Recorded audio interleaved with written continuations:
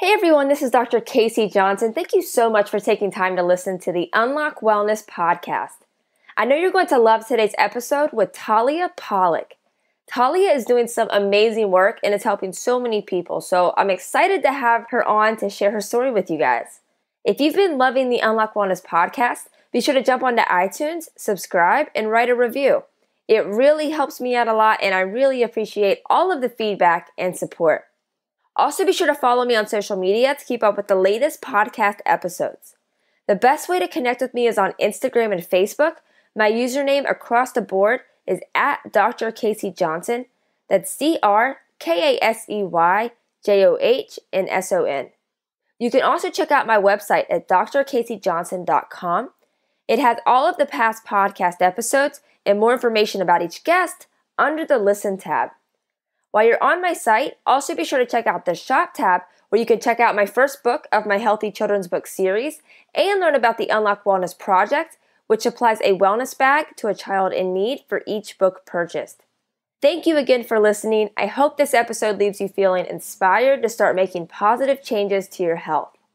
Now it's time for today's episode. I hope you love my conversation with Talia Pollock.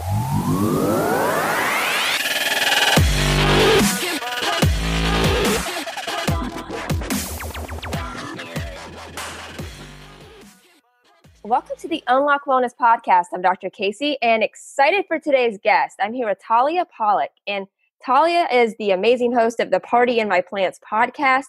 She's also a blogger, holistic health coach, plant-based chef, and public speaker. And I'm just excited to have her on to share her story with you guys. So Talia, thank you so much for taking time to come on. I'm excited to have you.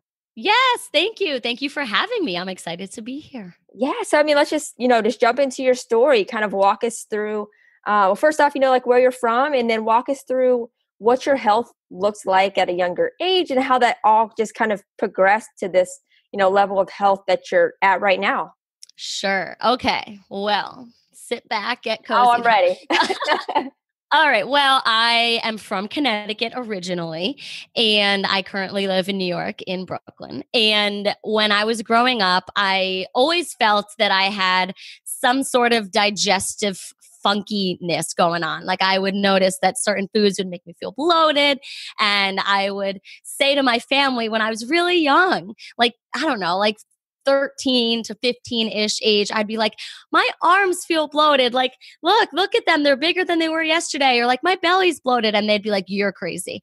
And were you really thin?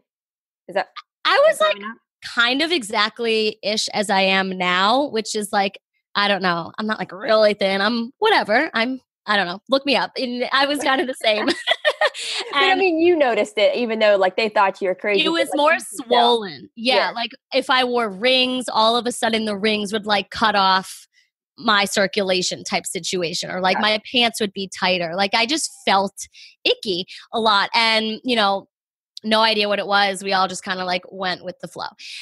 Fast forward to my first job ever when I was 16, I got the coveted job of working at Cold Stone Creamery, which was like my dream job because I love ice cream and I love singing and making people smile. And part of that job description was singing when people tipped you. Have you been to a Cold Stone before? It's been a while, but you know what? I don't remember the singing, but I didn't have any like really, really close by. So we weren't there all the time, but. Okay. So yeah, part of the thing is every time you get a tip in the jar, you're supposed to break into song, all the employees. And it was so fun. I loved it. And as I was working at that job, I would just eat ice cream all day, every day. And it was amazing. It was everyone's dream, my dream come true. And simultaneously one summer I was driving on the beach in a Jeep, and I went down in a dip in the back seat, and I flew in the air and landed on my coccyx bone on the like seat belt where you plug in all the seat belts. And I fractured my coccyx bone, and which I'm sure you're very well versed in.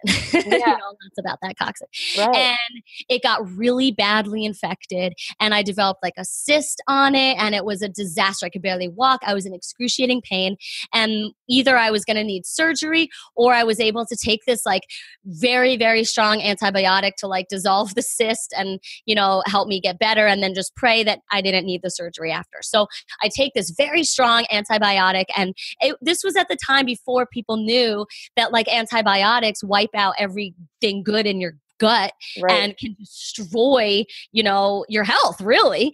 And so I just take this like super strong antibiotic for like weeks, and I healed my coccyx situation, but I also destroyed my stomach. So all of a sudden I'd go into Cold Stone, and the ice cream that I was able to eat started killing my stomach. And I started popping lactate pills and thought that could be an answer. And it didn't really help. I'd still get terrible stomach pains, like excruciating. And then I just decided I was lactose intolerant, and I stopped eating dairy, which at the time meant I could only eat soy because there was no almond milk at the time. It was just soy milk. So I just went cray on soy milk and still eating chicken and meat and all that stuff.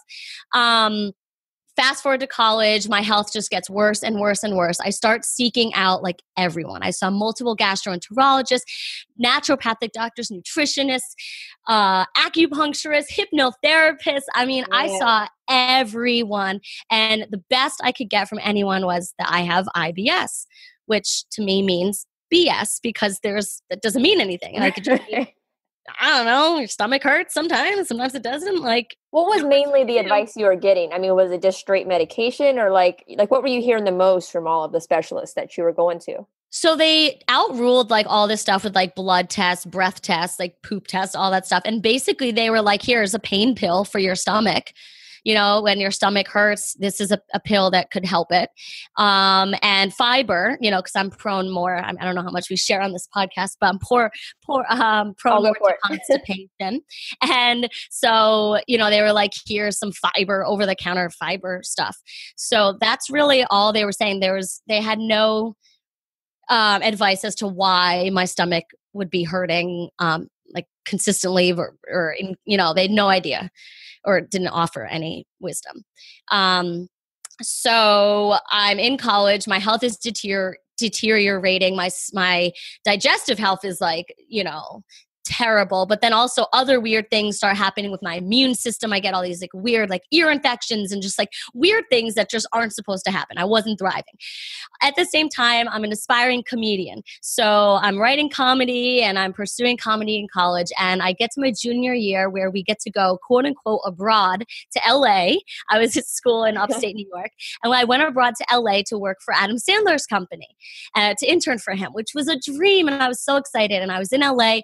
And when I wasn't working for Adam Sandler, I was pursuing all the healthy stuff in LA, which I discovered spinning, which was like just, really blowing up, especially on the West Coast. And then I went through the spinning people, they introduced me to all these other like weird woo-woo healer people. And one day I was at this like woo-woo healer who was like doing this sort of like energy test where they would press on different points and tell me things. And they basically said I had parasites and gave me like bushels of supplements to kill all my parasites.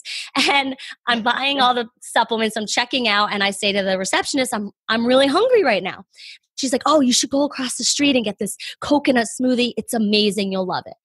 So I walk across the street, and I can like smell the incense wafting into the street as I approach this restaurant, and it's called Planet Raw. And I go inside and I'm like, hey, I was told I should get the coconut smoothie. It's supposed to be great. They're like, great. So they pass me the smoothie, and it's like white and creamy and frothy. And I was like, oh no, I'm so sorry. I can't do dairy, because I had already diagnosed myself as lactose intolerant from the Cold Stone era.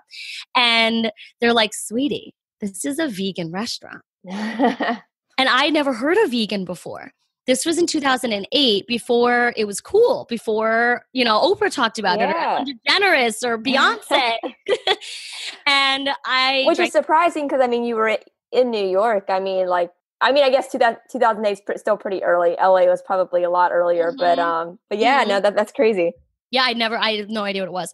So I'm like, I still didn't know what it was. So I was like, okay. So I just take the smoothie, and I'm like, might as well drink it. Everything I drink anyway makes me feel terrible. So I remember specifically, I was sitting on the bench outside the restaurant, sipping on the smoothie.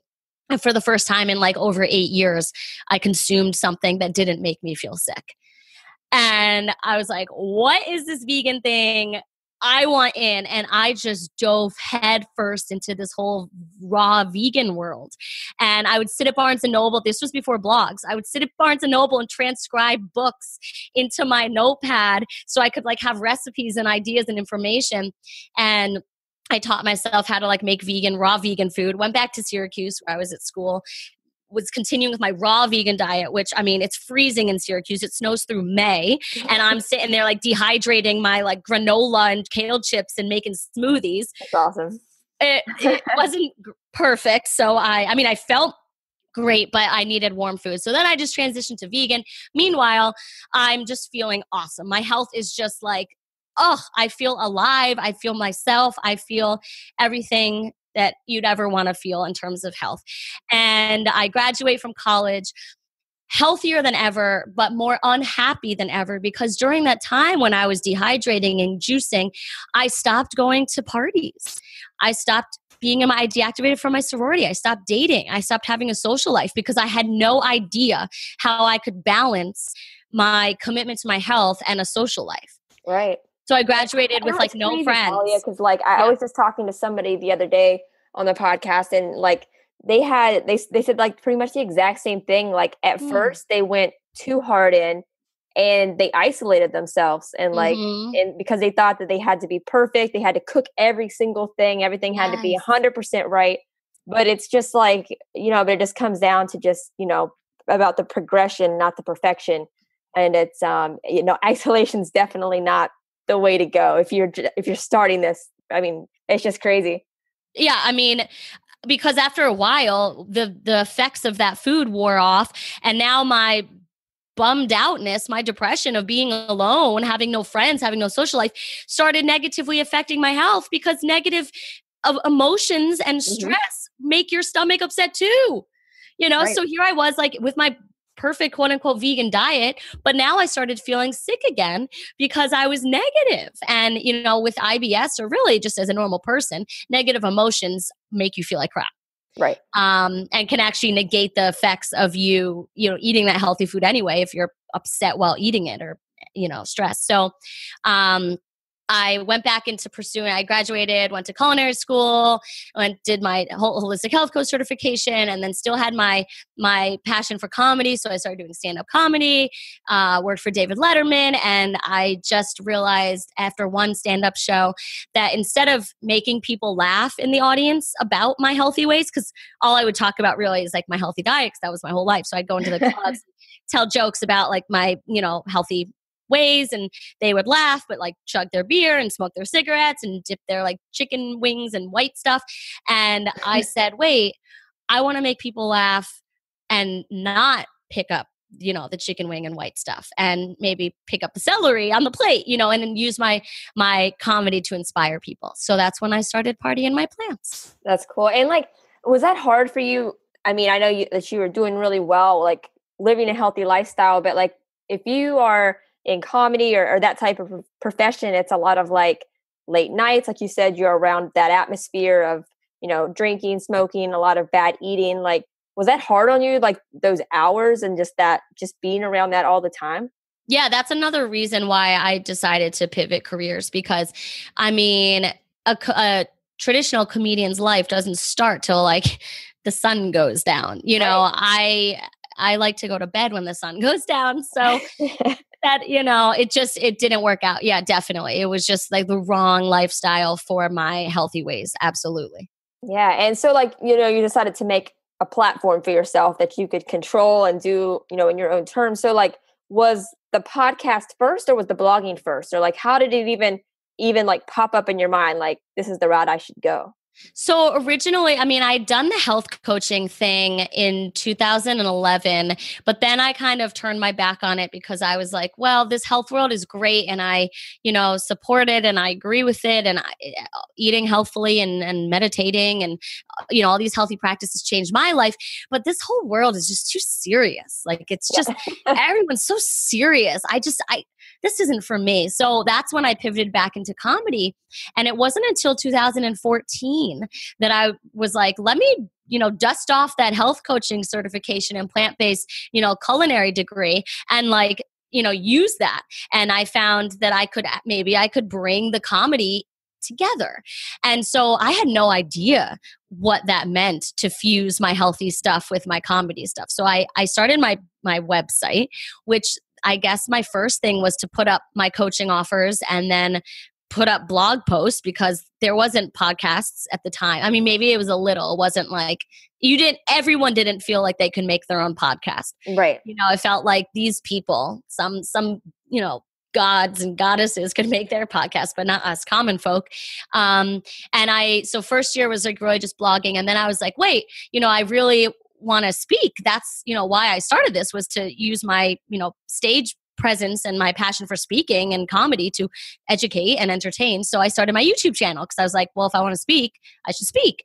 So I started YouTube, and then Instagram came along. And so I did that. And then it wasn't until like a year and a half ago now that I decided to start my podcast, because I'd been on people's podcasts and I was like, oh, I could do this and I want to do this. So that's when that came along. That's cool. So like whenever you started the podcast, like, isn't it just crazy, like the amazing connection that you can make in a short amount of time when you start a podcast? Like, I mean, I know that you've had some really amazing guests on your show as well. Like, what were some of like the biggest takeaways that you were inspired with just by talking to like some of these amazing guests? Because I mean, there are so many, and like, I know for myself, like I take away just positive, inspiring things each guest. Like, what have been some of those things for you?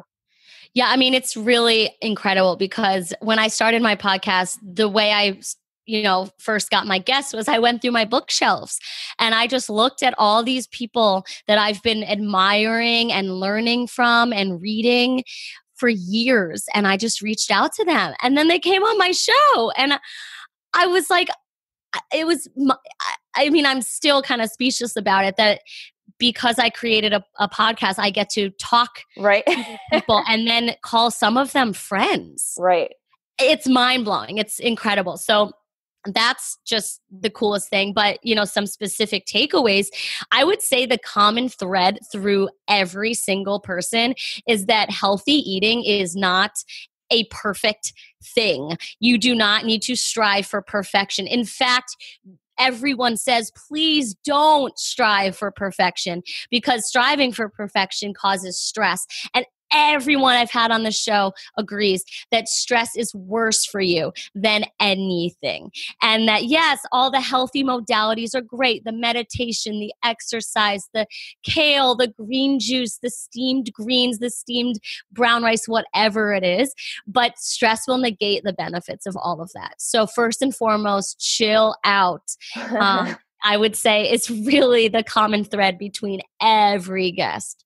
No, I love that. I love that. And like, have you found that like, just like, you were talking about just, like you said, you were super stressed out. Like, did it completely flip once you started to make all of your platforms? Like it just felt right because you're combining like all of those things that you love into one place? Yeah. I mean, I definitely was lost for a really long time because I had my foot in both of these worlds, and I really believed that these two worlds, health and comedy, had no overlap whatsoever.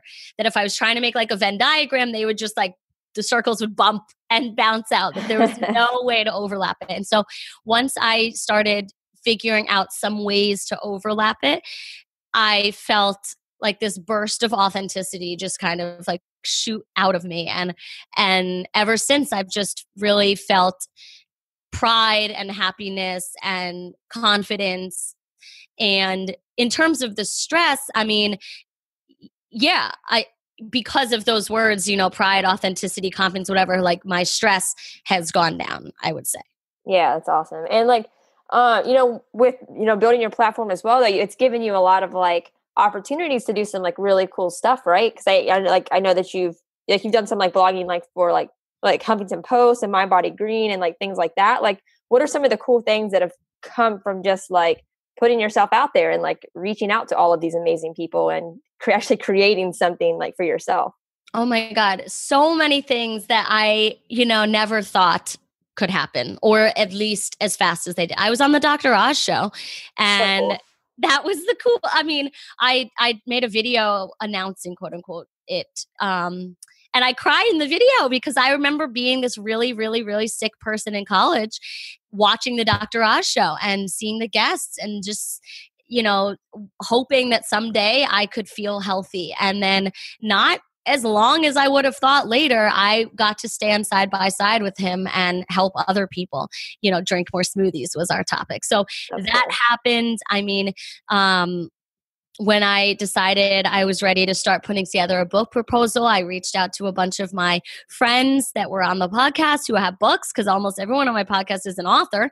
And I was like, hey, like, can you help me out? And they all helped me out with open arms, with no competition, which was incredible. That is awesome. I've had other media opportunities, such as like a collaboration with Mashable and avocados from Mexico, where I got to dance on the stage and educate about avocados, which was so fun and like a dream come true. So there's been a lot of really surprising stuff, I guess. That's awesome. Yeah. I mean, it's just like, I was talking to somebody about this not too long ago as well. It's just like, it's crazy. Like when you do something that you're passionate about and first of all, you want to work harder when you do something you're passionate about. But like when you put yourself out there, like the right people come to you and like the right opportunities come your way. But it's crazy how many awesome things can happen at a fast pace. And like those kind of things can happen a lot faster than you think. Like you were saying, like you would have never imagined you'd be on Dr. Oz like that quickly. Mm-hmm. But it's just cool how like quickly things like that in your life can flip around when you're working really hard at something that you're super passionate about. Totally. And when you're, patient and in a really, really good mind space, as many positive things that have happened to me as a result of starting my business. I mean, I've had way too many moments of comparing myself to others. And I'm, really passionate about being open about that, because I think everyone struggles with that. But I mean, for as many highs as I've had, I've probably even had way more lows of just looking out there and being like, she has more followers. She is the book. She is the TV show. She is this partnership and whatever. And so as many times as I can stop that, I think that's when you can really have success, when you can shut that down. Right. No, because I mean, everybody does that. I mean, if you say you don't, then you're kind of lying. Because, Yeah. because it's like, there's only one you. And like, if your passion is comedy and health, like you don't have to separate those two. Like, how many people, Talia, probably have like, they love comedy and they love something else. And then they make like 2 separate Instagram pages because they don't want to combine the two. Mm-hmm. It's just like, but whenever you do that, you create a whole new market and a whole new reach and become somebody that Dr. Oz does want to come on the show. Mm-hmm. Like you don't have to like, it's not compartmentalized. Like you're one person and you can put that out there for everybody. Especially now in this day and age, with the internet and the podcasts and the social media. And I mean, everyone has their own brand now. Mm-hmm. Like even if you don't have a brand and you work for some company, you still have a brand on social media. Yep. So you can do whatever you want. Nah, that's awesome. And like, you were mentioning like the book and like and things like that. Like, is there anything that you are working on right now or things that's going to be happening in the future that you just want to like share with everybody? That way they can be keeping an eye out. I mean, I'm really weird about sharing this. I feel like nobody does. I mean, I'm in the process of trying to get that book deal as we speak. Like my agent and I just pitched it last week and awesome. We're, had taking calls and going through the process right now. I don't know. I mean, I'm weirdly open about sharing it because I feel like a lot of people would be nervous about jinxing it. I'm just trying to trust that the best possible outcome will happen. And, if everyone says no, I was just listening to a podcast with Jack Canfield, the dude who wrote Chicken Soup for the Soul and all those. And he got rejected by like 140 something publishers before it got picked up. And now it's like one of the best selling books of all time, million copies sold, Right. So I'm just trying to trust in that. But that's what's happening now, which is really exciting because then there could be a book in the future, which would be very exciting. If all things go perfectly, what are you thinking like soonest that it would be out? I know that's hard to answer, but I mean, books take forever. It would be like 2 years. Yeah. Which isn't, I mean, that's not too long though. I mean, like it goes quick. Yeah. I mean, yeah, totally. I can make 2 babies in that time, but no babies. No babies right now. No, that's awesome. No. And Talia, what's the best way for people to follow you on social media? That way they can keep up with, when the book does start to happen and like just all of your new podcasts and blog posts, like what's the best way for people to follow you? Yeah, I love Instagram. My thingy is Party in My Plants, at Party in My Plants. And my podcast is on iTunes, and we're trying to get it on Spotify right now. I don't know how that's going to work, but trying to submit it there so that if you don't have an iPhone, it's easy. Or you can just listen on my website, which is partyinmyplants.com. So just Party in My Plants all around. Perfect. Awesome. And then Talia, just closing question that I ask every guest. But if you just had one piece of advice for the audience, maybe it's been something that's been your biggest takeaway through your whole wellness journey, but if you just had one piece of advice to give, what would it be? I would say, without a doubt, eat more plants, fruits and vegetables, whole foods, eat more plants, and do that with a smile. Do not resentfully shove Brussels in your face because you will negate the benefits of the Brussels. So eat more plants, the ones you like, but do it with a smile and do it in a relaxed, enjoyable way. Awesome. No, I love it, Talia. And I love the work you're doing and can't wait for the book to happen because I definitely will pick that up. Thanks. And and just keep me posted with that too because I can share that on my end as well. Awesome. But no, just thank you so much for taking time to come on. I loved having you. Thank you. This was so much fun. It went by so fast. It did. But we'll talk soon. Okay. Thank you guys so much for listening to today's episode. I hope you loved my conversation with Talia. She's doing so much amazing work and is changing so many lives. So be sure to give her a follow on social media to keep up with the amazing things that she's doing. You can find her social media links and website that we talked about in the episode in the show notes, but you can also find them on my website as well at drkaseyjohnson.com. That's drkaseyjohnson.com. Click on the Listen tab. Then from there, you'll be able to see all of the past podcast guests that have come on the Unlock Wellness podcast, read a little bit about each guest, and be able to click on their social media links, websites, all of that. So all of Talia's information can be found on my site as well. If you guys loved today's episode with Talia, be sure to jump onto iTunes, subscribe, and write a review. It really helps me out a lot, and I really appreciate all of the feedback and support. Thank you guys so much again for tuning in to today's episode. I hope you loved it. I hope it inspires you. And most importantly, I hope you take action.